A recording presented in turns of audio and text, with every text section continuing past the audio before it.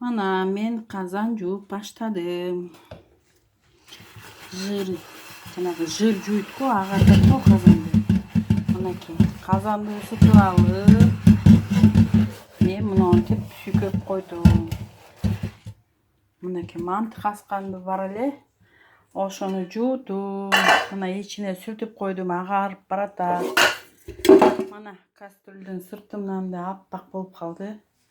Эми мынабу сковородканы ысытып атам. Мына капкагында ысыттым казандын.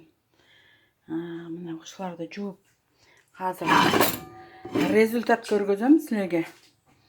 Мынакей мен азыр буга плиткага коюп ысыттым. Мынакей куюп атам.